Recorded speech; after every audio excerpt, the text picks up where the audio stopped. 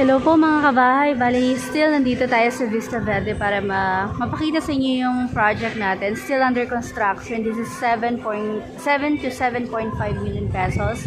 Ang maganda dito sa project na to, 10% lang yung down payment, then 90% is through bank financing po.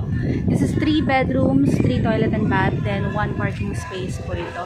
So as you can see po, naka-elevate din siya because of the flood. Na syempre na-anticipate na rin natin na yung Vista Verde is flood prone area po siya, kaya yung lahat ng mga projects natin dito naka-elevate po, at least hindi siya abutin sa loob ng bahay, di ba? Now hindi ko lang sa inyo mapakita yung buo, no, kasi still under construction pa, pero definitely boss, papasok lang ako dito. So ito yung ano lang, view lang niya para mapakita lang natin yung under construction niya. Yan, so naka-elevate din to pupunta dito sa ating living area. Maganda rin yung layout niya, no? So dito yung living area mo, dining area mo dun sa dulo, kitchen, tapos meron ka dong dirty or service area po. So titingnan lang natin siya. Wala pa siyang tiles, but siguro by June maganda-ganda na yung makikita natin dito. Diba? Now, okay din yung layout dito, pahaba siya, diba? So, ito yung kitchen niya. Meron na rin po yung cabinet, upper and lower cabinet po. Then, you have your maid's quarter. Yan. Dito sa part na to. Then, you have your dirty kitchen. And, ito. Meron siya dito ang toilet. Yan.